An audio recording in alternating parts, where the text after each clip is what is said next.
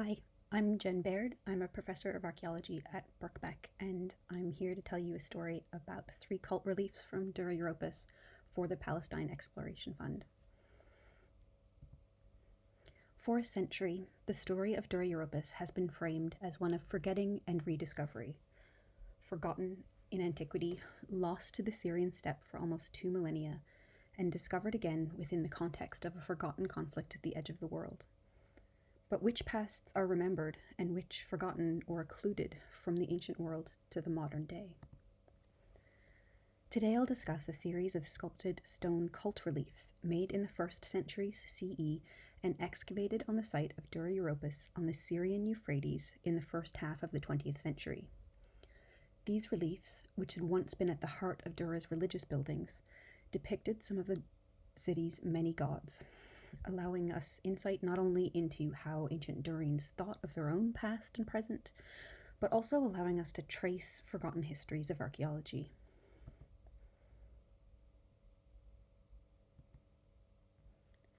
While it is fragmented and abraded, it is nonetheless possible to clearly make out three figures on this small stone relief. The relief of the God of Dura was found in more than 30 pieces and carefully reassembled.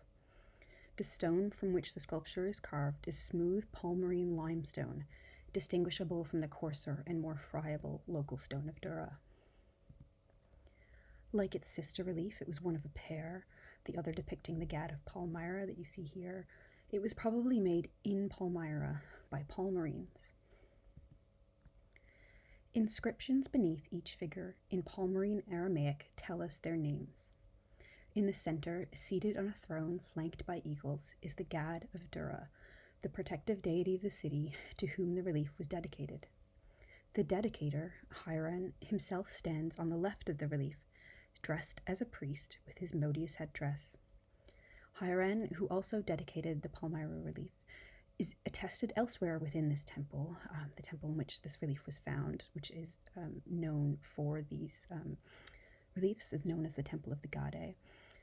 As is Hiran's father Maliku, and indeed it seems that the temple building of the 2nd century AD was financed in large part by their family. Hiran's depiction on the relief is separated from the God of Dura by an altar on which he seems to have been burning incense. The hand of the God reaches towards Hiran, but his gaze looks outwards towards us.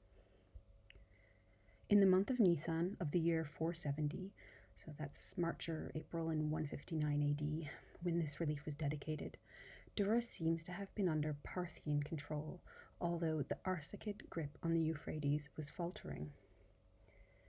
The Euphrates region was one of shifting powers, a permanent frontier, with the Romans to the west, regional powers including Palmyra controlling much territory, and the Parthians to the east. Yet, on the right of this relief, and the beardless, diadem-wearing youth who crowns the God is Seleucus Nicator, founder of the Seleucid dynasty in his military costume, lifting a crown to the head of the bearded God, although Seleucid rule of the site would have waned many generations earlier. The fortune of this place, this God of Dura, in the 2nd century AD, was depicted in the guise of Zeus Olympios, wearing a diadem, himation, a jeweled neckband, and a beard. He was crowned by the founder of the Seleucid dynasty in a relief dedicated by Palmyrenes. The relief is indicative of Dura Europos' place in the wider world, not only with the presence at Dura Europos of a community of Palmyrenes, but in the hybrid iconography in which, for example, an Aramaic God is presented as Zeus Olympios. Time is reckoned in the Seleucid era, with years counted from Nicator's reconquest of Babylon. This relief then invokes the distant past for certain means, and it was distant. Hiran was as far from Seleucus Nicator as we are from the Tudors. It creates links between Palmyrenes and the Durian elite past, and it positions the Hellenistic Greek past as the true past. This positioning was important for a number of reasons, not least because the contemporary elite of the site claimed legitimacy and citizenship precisely on that link, their link to the earliest colony, using a relatively small number of Greek names, including Seleucos, but also Lysias, to reinforce that claim. That colony, according to their nomenclature, had been Europos, and they call themselves Europaioi, the men of Europos. And yet, the Gad is named here is that of Dura. It's the Semitic name for the site, which probably preceded even this colony and is known from a cuneiform tablet found there, itself made more than a millennia earlier. From the sculpture of the Gad at Dura, then, we see here a photograph taken of it before it was fully restored. We can get at some aspect of social memory, of the collective notion of a shared past amongst Palmyrines in the 2nd century AD Dura Europos, that the place where their temple was built was one which could be embodied in the guise of a male god as Zeus Olympios, and that the founder of that place was the Hellenistic general Seleucus Nicator. Whether or not that historical person had anything to do with the actual founding of the site in the late 4th century BC is of no consequence for my purposes, but it is notable that in Parthian Dura, in Arsacid Dura, the Seleucid founder crowns a local deity in a Greek dress on a dedication inscribed in Palmyrene found in a Durine temple. Paired with the relief of the god of Tadmor, with her mural crown and the personified Ecpha spring beneath her, it becomes evident that these Gadae draw also on a Greco-Roman depiction of Tyche, such as that of Antioch. My point is that the memory practices we see here are not just to do with Hiram and his family inscribing themselves in a way visible to their Palmyrene visitors of the building, but also about engaging with and perhaps creating a very particular past for the site using a host of attributes. Indeed, most of what we know of the 1st centuries of Dura's existence comes from much later evidence. The Seleucid past is being invoked here through the lens of later Palmyrene and Durine practice. This Hellenistic past at Dura Europos is something that we know from virtually no contemporary evidence, but rather almost entirely from Parthian and Roman era material. There's no epigraphic habit, no inscriptions at Dura at all until the Parthian era. The parchments dated to the Seleucid era are Roman copies. The priest of Seleucus Nicator at Dura Europos is also known from later periods. This priesthood appears, for instance, in a deed of sale of 180 AD, by which time the Romans seem to have entered the scene at Dura. The document is dated with Roman imperial titles, but also by the names of those who were the eponymous priests of the ancestors and of Seleucus Nicator. Now, I'm not trying to say that there's no real Seleucid past at Dura, only that we have to be very conscious of the fact that our sources are very much later. Our view of the Seleucid past of Dura is a construction of later times. And in fact, we lack a single secure date for the historical periods of Dura themselves. We know it was ruled by Hellenistic rulers, by the Parthians, and then the Romans, but those periodizations, the brackets of time in which those things happen, is based entirely on circumstantial evidence. Yet, it was when the fabled Hellenistic past appeared that it was taken up completely by Roman archaeologists who excavated the site in the 1920s and 30s, despite the almost complete absence of contemporary evidence. There are a few reasons this happened, but among those is that it was the story they wanted to tell, having been trained in the classical tradition. We can see this in the way they searched carefully for any fragment of imported Greek pottery, yet casually threw away almost all the locally produced material. For those excavators, Greek names were equated with Greek bloodlines and racial categories to the detriment of names in Arabic or Aramaic or Persian, even though many of the individuals with Greek names at Dura also had Semitic names in a phenomenon known as aliases or double naming. Another problem, and one I think we continue to struggle with, is that the neat historical periodization that has emerged from the way that we traditionally deal with ancient sources, saying this is Hellenistic or this is Parthian or this is Roman, simply doesn't map tidily onto the material record. Archaeology is messy, it is fragmentary, it is difficult, and it often doesn't tell us the stories we think it should.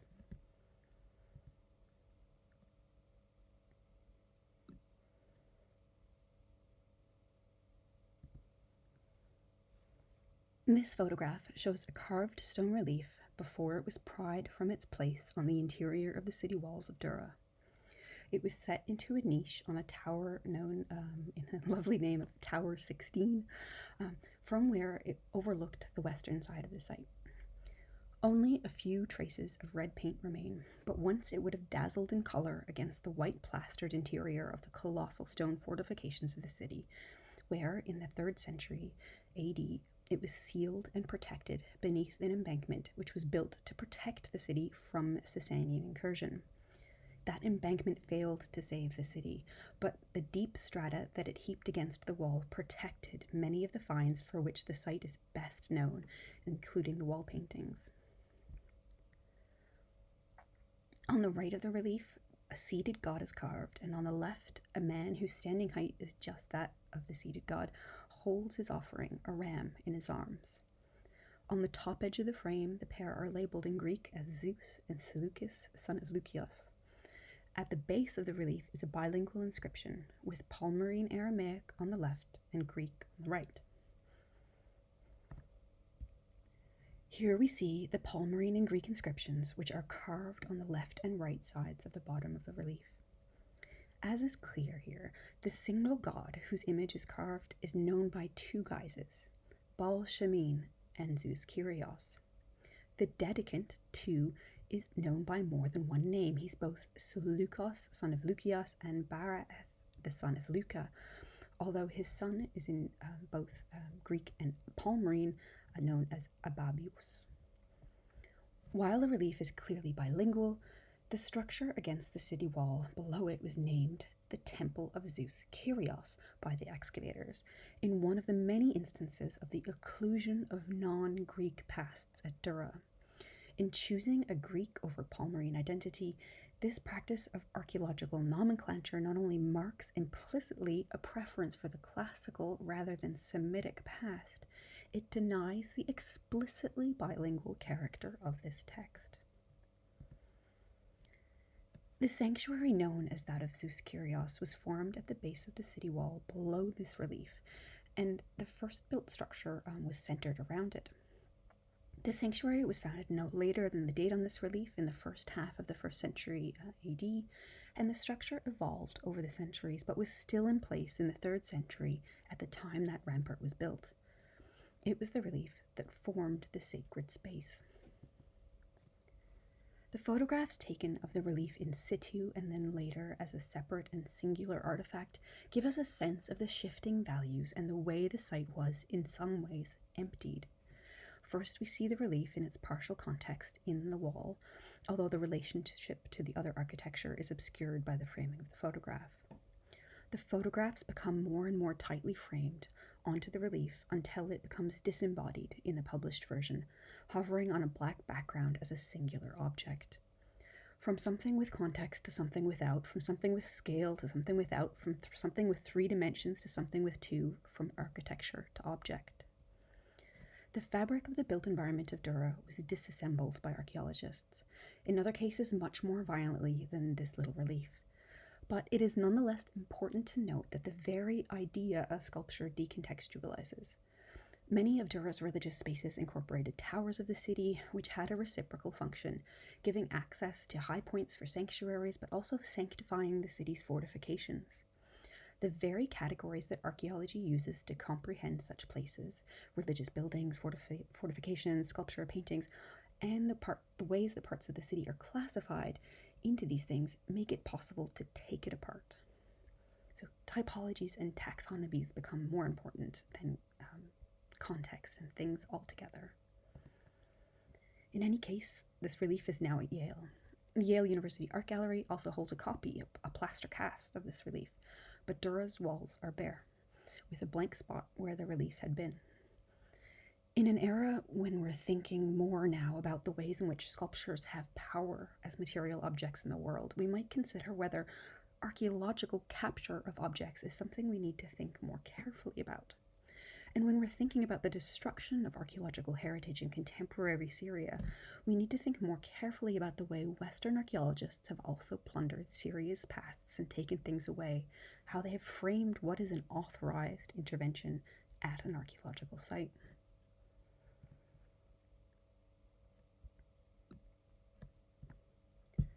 My third example is this sculpture. Mercifully unrestored, this relief of Aflad still bore traces of the earth from which it was removed, and some of the accumulated dust of the decades since. When I last saw it hanging on the small Dura gallery wall in the National Museum of Damascus the year before the current Syrian conflict began in earnest.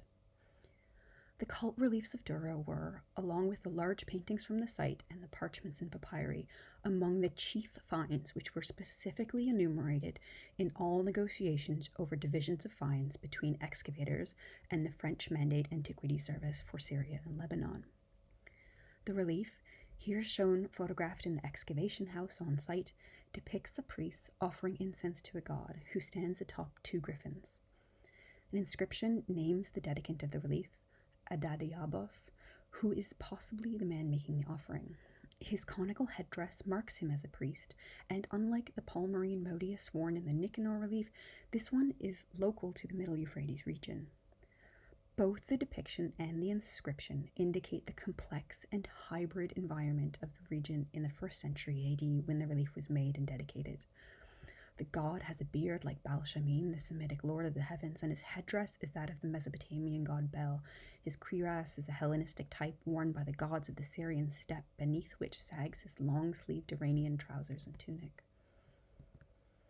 The main inscription reads, "This foundation of the sanctuary of Aflad, called god of the village Anath on the Euphrates, Adadiabos, the son of Zabdibolos, son of Siloi, erected as his vow on behalf of the safety of himself and his children and his entire house."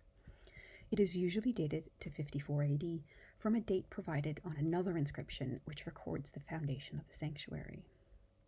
While the inscription is written in Greek, the form of a dedication and request for personal salvation that is given here had deep local roots in the region. The god himself, Aflad, is explicitly named as being the god of another place, Anath, on the Euphrates. A small second and probably secondary, so later inscription, was scratched beneath the main one. A short remembrance inscription, the Meneste inscription, like the type found all over the site, and it asks, "May Apollonius Seleucus, son of Neobachios, be remembered." Since the photograph here was taken, it has gained 2 additional inscriptions, painted Arabic numbers denoting its place in the Damascus Museum.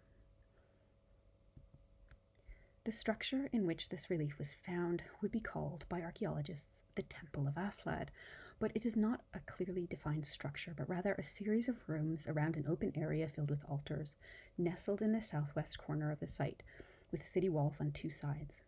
It was preserved largely for the same reason as the relief of Zeus Kyrios in the 3rd century AD, in that much of the west side of the site was deliberately raised to reinforce the city walls from inside with great interior ramparts. This same act of destruction sealed parts of the synagogue and the Christian building and other structures along the western periphery of Dura. The massive interior rampart was built in part of huge amounts of mud brick within buildings, and then rubbish in the gap between buildings and the city walls. One such structure was the room in which this relief was found, a room with benches along the interior walls, typical of the type found in other sanctuaries at the site.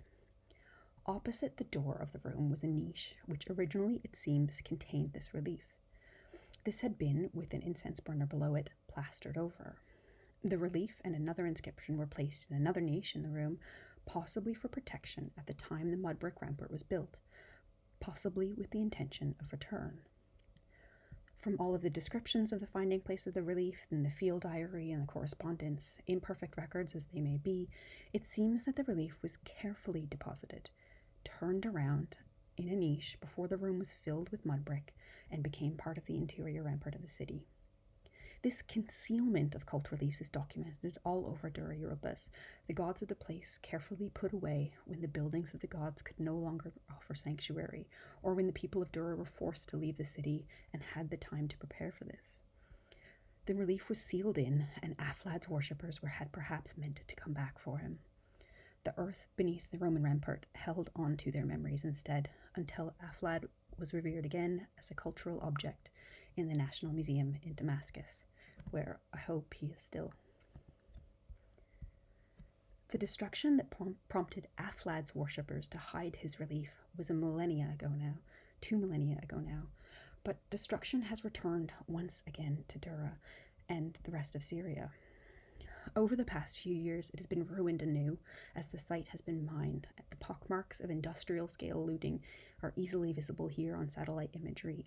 This one's from Google Earth. The past is, for all of those doing the damage, not a resource for the creation of social memory like it was for Hairan, but an economic resource that could be dug out of the ground. A resource that's only valuable because of the market for antiquities created by collectors and institutions willing to pay for it. It's impossible to see images of the site's destruction and not think of Dura's protector, its Gad, its Tyche, has now abandoned the city again. And yet, because of archaeology and archives and museums, Dura's story holds on. It's a story of the construction of Greek past in the Parthian era. It's a story of the construction of the site as Greek rather than Semitic by American and French archaeologists, and a story of the way that memories were removed from Dura to collections in Damascus and New Haven. And yet, the reliefs have worked, just as their inscriptions asked of their readers 2 millennia ago. Because of those stone reliefs and their inscriptions, those who made them are being remembered. Thanks for listening.